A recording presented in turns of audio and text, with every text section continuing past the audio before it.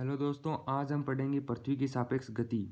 हम जानते हैं कि पृथ्वी एक घूर्णी निर्देश तंत्र है एवं पृथ्वी दो प्रकार की घूर्णन गति करती है। पहली करती है कक्षीय घूर्णन गति। पृथ्वी सूर्य के चारों ओर कक्षीय घूर्णन गति करती है, यानी सूर्य के चारों ओर बने कक्ष में वो घूमती रहती है। इसका मतलब वो कक्षीय घूर्णन गति करती है सूर्य के चारों ओर। और एक चक्रण घूर्णन गति। पृथ्वी अपनी ही अक्ष पर घूर्णन गति करती है। इस घूर्णन गति को पृथ्वी की चक्रण गति कहते हैं। और चक्रण गति में जो पृथ्वी का कोणीय वेग है वो कक्षीय गति में कोणीय वेग की तुलना में बहुत ज़्यादा होता है। और कक्षीय गति के अंदर जो कोणीय वेग होता है वो कम होता है, क्योंकि कक्षीय गति में एक चक्कर लगाती है पृथ्वी 365 दिन में, और चक्रण गति में एक पूरी गति कर लेती है वो 24 घंटे में। मतलब चक्रण गति में वेग हो या कोणीय वेग ज़्यादा। समझ गए? अब आगे देखिए, चक्रण गति के लिए आवर्तकाल 24 घंटे है, यानी कि एक पूरी चक्रण गति कर लेती है वो 24 घंटे में। तो कोणीय वेग कैसे ज्ञात करेंगे? ओमेगा बराबर, ओमेगा कोणीय वेग है 2π/t, टी आवर्तकाल हो गया। तो टी बराबर 24 घंटे, मतलब 24 × 60 मिनट × 60 सेकंड। तो इतनी सेकंड होगी 24 घंटे में। और पाई का मान 3.14 होता है, तो इसे मान रखिए 2π और टी का मान रखते हैं। तो हमारे पास में सोल्व करने पर 7.29 × 10⁻⁻5 पर सेकेंड, इतना मतलब कोणीय वेग है उसका प्रति सेकंड। ठीक है, तो कोणीय वेग का यह मान चक्रण गति के लिए प्राप्त हुआ है हमें। अतः कक्षीय गति का कोणीय वेग नगण्य होने के कारण गणना में केवल चक्रण गति का ही अध्ययन किया जाता है। यानी कक्षीय गति होती है, उसका वेग है ना, कोणीय वेग, वो बहुत ही कम होता है, इसलिए उसको नगण्य मान लेते हैं और गणना करते हैं तो हम चक्रण गति का ही अध्ययन करते हैं। घूर्णी निर्देश तंत्र के कारण कण पर दो आभासी बल भी लगते हुए प्रतीत होते हैं। वास्तव में लगते नहीं है, लेकिन लगते हुए प्रतीत होते हैं आभासी बल। एक तो होता है अपकेंद्रीय बल, ये प्रत्येक कण पे लगता है, और कोरियोलिस बल है वो केवल गतिशील कण के ऊपर लगता है। तो अपकेंद्रीय बल का प्रभाव देखते हैं। पृथ्वी अपने अक्ष पर एक चक्कर पूरा करती है 24 घंटे में। पृथ्वी की चक्रण गति में कोणीय वेग कितना होता है? 7.29 × 10⁻⁵ रोटेशन प्रति सेकंड। इतना कोणीय वेग होता है चक्रण गति में। ठीक है, तो हम जानते हैं कि पृथ्वी एक घूर्णी निर्देश तंत्र है और पृथ्वी अपनी अक्ष के परितः पूर्व से पश्चिम की ओर चक्रण गति करती है। हमें पता है कि पृथ्वी एक घूर्णी निर्देश तंत्र है, घूमती रहती है और अपनी अक्ष के ऊपर वो चक्कर लगाती है, तो वो पूर्व से पश्चिम दिशा की ओर चक्कर लगाती है। ठीक है, ये था। अब आगे पेज पे देखते हैं।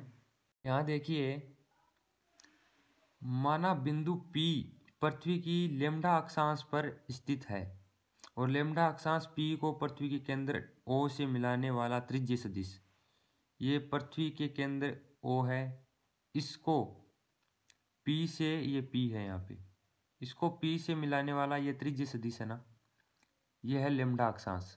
और लैम्ब्डा अक्षांश पर पृथ्वी की लैम्ब्डा अक्षांश पर P स्थित है। ठीक है ना। अब पृथ्वी की निरक्षीय तल से जो एंगल लैम्ब्डा बनता है वह अक्षांश कोण कहलाता है। ये निरक्षीय तल है पृथ्वी का, इससे जो एंगल बनता है लैम्ब्डा वह अक्षांश कोण कहलाता है। ठीक है ना। तो P के सापेक्ष एक निर्देश तंत्र की कल्पना करते हैं जिसका अक्ष डेश अक्ष पूर्व दिशा में हो। ये अक्ष डेश अक्ष पूर्व दिशा में है, y डेश अक्ष उत्तर दिशा में है और z डेश अक्ष पृथ्वी के ऊपर ऊर्ध्वाधर तल में पृथ्वी के तल के लंबवत की ओर स्थित है z डेश अक्ष। ये तंत्र पृथ्वी के घूर्णन के कारण एक समान कोणीय वेग ओमेगा से घूर्णन भी करता है। ये जो निर्देश तंत्र हमने सोचा है वो। ठीक है, अब हम जानते हैं कि पृथ्वी के दो गोलार्ध होते हैं, एक उत्तर गोलार्ध और दूसरा दक्षिणी गोलार्ध होता है। ठीक है, ये हमें सबको पता है, पृथ्वी के दो गोलार्ध होते हैं, एक उत्तर गोलार्ध और दूसरा दक्षिणी गोलार्ध। तो माना बिंदु P उत्तर गोलार्ध में है, ये बिंदु P है वो उत्तर गोलार्ध में है, हमने मान लिया क्योंकि उत्तर में ही है, क्योंकि हमने माना है कि y डेश अक्ष है वो किस दिशा में? उत्तर दिशा में। तो ये बिंदु P भी उत्तर दिशा में ही है, उत्तरी गोलार्ध में। तो पृथ्वी अपने अक्ष के परितः, जो पृथ्वी की अक्ष होती है उसके परितः यानी चारों ओर वामावर्त चक्रण करती है, यानी पूर्व से पश्चिम की ओर चक्रण करती है। तो कोणीय वेग ओमेगा को दो घटकों में विभाजित कर सकते हैं हम। दो घटक कौन से? y डैश दिशा में तो हम ओमेगा कोस लेम्डा लिख सकते हैं। ओमेगा कोस लेम्डा क्यों लिखा? क्योंकि अब देखो यहाँ पे ओमेगा है ये, अब वाई डैश दिशा में ये लेमडा है, ये इस वाई डैश के टच है ना, इसलिए इसको ओमेगा कोस लेमडा लिख दिया। ठीक है, और जेड डैश दिशा में देखो क्या है, ये कोण लेमडा है, वो जेड डैश से टच नहीं है, इसलिए इसको लिख दिया ये कोण क्या है 90 माइनस लेमडा। तो इसको भी हम वही लिखेंगे, ऐसे लिखते हैं ना, देखो कोई ऐसे होता है, मान लो एक उदाहरण देके समझा रहा हूँ मैं आपको, ये वी वेक्टर है इधर, और अब इसके घटक बनाने हैं हमें, तो ये वी वेक्टर इधर है, अब ये दोनों वी वेक्टर नहीं है, इनके घटक बनाएंगे। यहाँ पे मान लो थीटा है कोण, तो ये घटक क्या होगा वी कोस थीटा, और ये होगा वी साइन थीटा। जो कोण के पास में होता है वो कोस थीटा होता है, कोण से दूर होता है वो साइन थीटा होता है।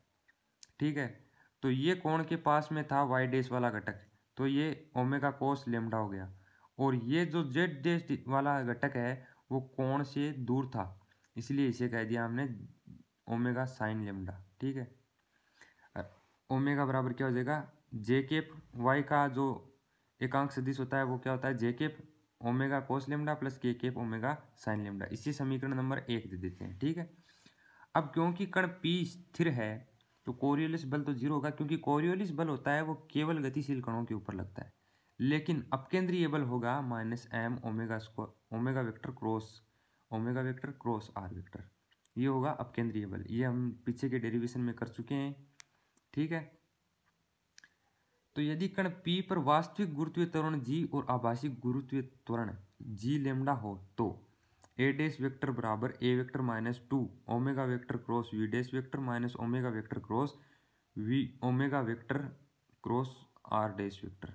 ये हम पीछे के समीकरण में कर चुके हैं, पर पीछे के जो डेरिवेशन किए थे उनमें ये समीकरण हमने निकाला है। ठीक है, इस समीकरण के सारे मान मैंने पीछे की वीडियो में बताए ना आपको। तो अब अगले पेज पे देखते हैं। अब जैसा कि हमें पता है पृथ्वी का आभासी गुरुत्वीय त्वरण ये जी वेक्टर जी लेमडा वेक्टर, और ये गुरुत्वीय त्वरण है पृथ्वी का जी वेक्टर। इस स्थिति में कोरियोलिस बल क्या होगा जीरो होगा, क्योंकि वी डैश वो जीरो है, वी डैश वेक्टर जीरो है, इसलिए इस स्थिति में ये कोरियोलिस बल होता है। ये भी जो ऊपर समीकरण दिखाई गई थी वीडियो में पीछे, उसमें इसका मान जीरो हो जाएगा। तो वो समीकरण ऐसे लिख सकते हैं हम, ए डैश वेक्टर की जगह ये लिख देते हैं, ए वेक्टर की जगह ये लिख देते हैं, और ये एज इट इज, इसे समीकरण नंबर 2 दे देते हैं। अब आर वेक्टर पी का ओ के सापेक्ष स्थिति सदिश है, तो आर वेक्टर का वाई डैश दिशा में घटक क्या होगा माइनस का आर साइन लेमडा। ठीक है, और ये किस दिशा में वाई डैश दिशा में माइनस का साइन लेमडा। अभी जो पीछे ऊपर बताया था मैंने वैसे ही ये किया गया, आप चित्र वीडियो पीछे करके चित्र में देख लीजिएगा।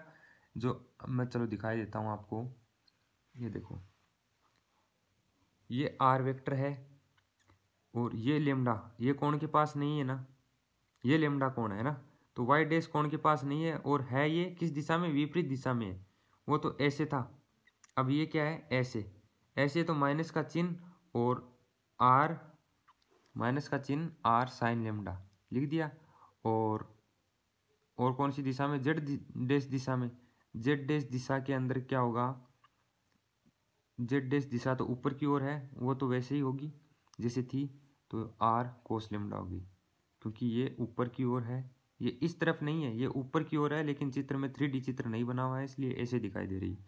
ये ऊपर की ओर है इसलिए ये कोण इस जेड डैश के टच में है, इसलिए इसे आर कोस लेमडा लिख सकते हैं हम, जेड डैश दिशा में घटक। तो आर वेक्टर बराबर क्या हो जाएगा माइनस का जे केप, ये जे केप है वाई अक्ष का एकांक सदिश, तो माइनस का J cap R sine lambda plus K cap R cos lambda, इसे समीकरण नंबर 3 कह सकते हैं हम। ठीक है, अब कैपिटल आर है वो पृथ्वी की क्या है त्रिज्या है, इसलिए कैपिटल आर पृथ्वी की त्रिज्या है, इसलिए आर वेक्टर बराबर R cos lambda, R vector क्या होगी आर कोस लेमडा होगी। ये स्मॉल आर की जगह हम कैपिटल आर रखेंगे अब, क्योंकि स्मॉल आर ये पृथ्वी की त्रिज्या है, कैपिटल आर समझ गए आप, कैपिटल आर पृथ्वी की त्रिज्या है, इसलिए हमें अब ऐसे लिखेंगे आर वेक्टर बराबर कैपिटल आर कोस लेमडा। तो आर वेक्टर बराबर माइनस का J cap R sine lambda cos lambda, R vector की जगह लिखेंगे कोस आर कोस लेमडा, तो R cos lambda sine lambda plus K cap R cos lambda, cos lambda का क्या हो जाएगा कोस स्क्वायर लेमडा। ठीक है, ये मान रख दिया हमने इस समीकरण में स्मॉल आर की जगह। ठीक है, अब समीकरण 2 से, समीकरण 2 कहाँ है, ये रही। इस समीकरण 2 में देखो जी लेमडा वेक्टर बराबर माइनस का जी वेक्टर के केप माइनस का ओमेगा वेक्टर। अब ओमेगा वेक्टर का मान हमें पीछे के समीकरण में मिला था, वहाँ से ये ओमेगा वेक्टर का मान रख दिया क्रॉस आर वेक्टर का मान, ये जो इस समीकरण में मिला है वो आर वेक्टर का मान यहाँ पे रख दिया। अब इनका क्रॉस प्रोडक्ट करते हैं तो जी वेक्टर, अब यहाँ पे जी वेक्टर की गुणा में के केप क्यों आया, क्योंकि जी वेक्टर है वो ऐसे पृथ्वी के लंबवत ही तो लग रहा है, तो वो के डैश की अक्ष की तरफ ही है जी वेक्टर, उसकी दिशा, तो ये एकांक सदिश से गुणा किया है इसको। ठीक है ना, तो जी वेक्टर लेमडा बराबर माइनस का के डैश जी माइनस का ओमेगा वेक्टर ये ऐसा, और यहाँ पे जे को पहले जे से करते हैं। अब सदिश गुणन में क्या होता है, जे को जे से करते हैं तो सदिश गुणन में जे को जे से करेंगे तो 0 आता है, तो ये स्टेप कैंसिल। अब जे को के से करेंगे तो जे को के से करेंगे, आपको याद होगा ऐसा कुछ बनाया करते थे हम, यहाँ पे लिखते थे आई केप, यहाँ पे लिखते थे हम जे केप, यहाँ पे लिखते थे के केप। तो जे केप को के केप से करेंगे तो आई केप आएगा, तो आई केप वो omega R cos cube lambda plus, फिर इसको इससे करेंगे के केप को जे केप से उल्टा करते हैं तो ये आई केप आएगा, लेकिन माइनस का आई केप आएगा। ठीक है, तो माइनस का आई केप आएगा तो ये माइनस और ये माइनस प्लस हो जाएगा, तो plus I cap omega R sine square lambda cos lambda हो जाएगा, और के केप को के केप से करेंगे तो 0 हो जाएगा सदिश गुणन में। अब ये आगे का स्टेप माइनस का K dash G minus omega vector cross I cap dash omega R cos lambda, ये हमने कॉमन ले लिया तो अंदर बच गया कोस स्क्वायर लेमडा प्लस यहाँ से बच गया साइन स्क्वायर लेमडा। अब आगे के पेज पे देखते हैं। अब देखिए आगे देखते हैं, हमें जो पीछे समीकरण मिली थी उसमें ये तो एज इट इज रख दिया हमने, फिर जो यहाँ पे I cap dash omega R cos lambda था उसका हमने उस कोष्टक से जो सदिश गुणन किया तो ये हमारे पास में आया। सदिश गुणन आप करना जानते हो और मैंने बताया भी है थोड़ा, तो वैसे कर लेना। ठीक है, अब हम लेते हैं इसमें से और इसमें से के केप डैश कॉमन माइनस का, तो G minus omega square R cos square lambda ये हमारा बच गया, माइनस ये एज इट इज, इसे समीकरण नंबर 5 दे देते हैं हम। अब ये जी लेमडा वेक्टर की वैल्यू थी, अब इसका हम क्या करते हैं परिमाण लेते हैं, तो परिमाण लेते हैं तो क्या होगा इसका स्क्वायर हो जाएगा, इसका भी स्क्वायर हो जाएगा। क्यों हो जाएगा, क्योंकि हम परिमाण लेते हैं, मान लो ए वेक्टर हमें दे रखा है I cap plus J cap plus K cap, तो इसका परिमाण कैसे लेते हैं ए वेक्टर ऐसे ही तो लेते हैं, तो इसमें होता है अंडर रूट 1 का स्क्वायर प्लस 1 का स्क्वायर प्लस 1 का स्क्वायर अंडर रूट 3, क्योंकि ये आई केप जे केप और के केप के जो गुणा में होता है उसका स्क्वायर का योग का अंडर रूट हो जाता है, तो वही हुआ है इसके इन दोनों के स्क्वायर के योग के under root G lambda vector का परिमाण। और ये ओमेगा स्क्वायर है बहुत छोटा है इसलिए इसे नगण्य मान लेते हैं, नगण्य मानते हैं तो ये ओमेगा स्क्वायर का भी स्क्वायर है, तो ये बहुत छोटी संख्या से अब इसको गुणा करेंगे तो ये भी पूरी संख्या बहुत छोटी हो जाएगी, तो इसे पूरी को नगण्य मान लेते हैं। और यहाँ से जब इसका अंडर रूट ये नगण्य होता है ये तो हट गया, अब इसका अंडर रूट स्क्वायर का अंडर रूट होता है तो स्क्वायर भी हट जाता है, तो ये जी माइनस ओमेगा स्क्वायर आर को स्क्वायर लेमडा, ये समीकरण नंबर 6 हमारे पास बच गई।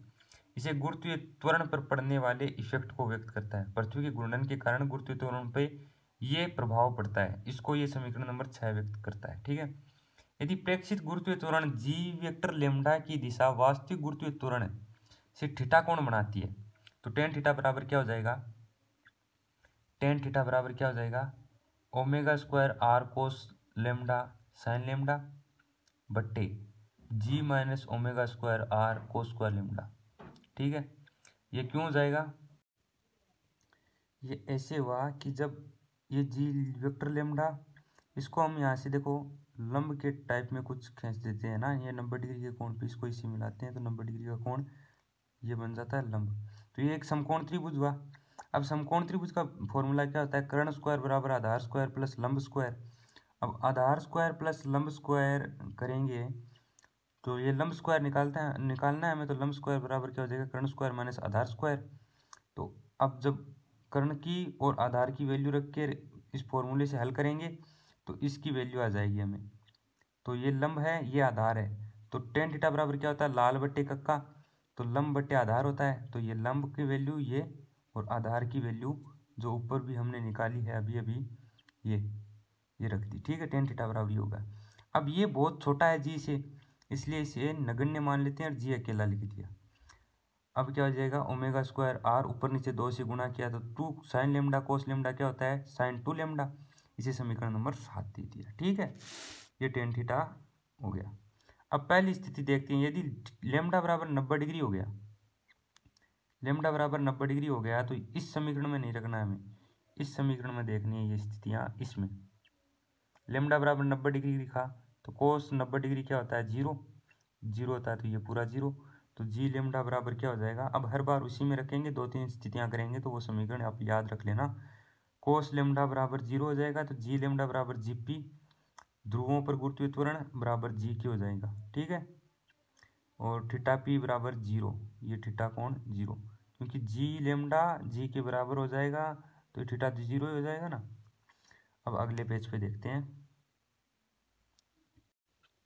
अब दूसरी स्थिति, यदि लेमडा बराबर जीरो हो तो कोस लेमडा बराबर क्या हो जाएगा, एक। तो जी लेमडा बराबर जी ई बराबर G minus omega square are.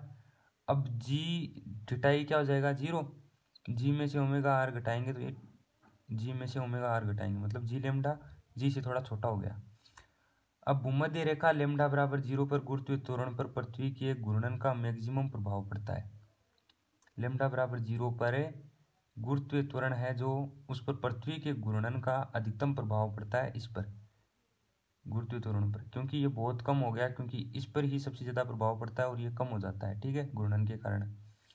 तीसरी स्थिति देखते हैं, यदि लेमडा बराबर 45 डिग्री हो तो कोस 45 का मान क्या होता है, 1/√2। तो कोस स्क्वायर लेमडा का मान क्या हो जाएगा, 1/2। तो जी बराबर G minus omega square R upon 2, ये बीच की स्थिति हो गई। और थीटा बराबर थीटा मैक्सिमम बराबर ओमेगा स्क्वायर आर अपॉन 2 जी, ये थीटा हो गया। अधिकतम थीटा इसी स्थिति में प्राप्त होता है। तो ये था पृथ्वी के सापेक्ष घूर्णन, और अब मिलते हैं अगले टॉपिक के साथ। तब तक के लिए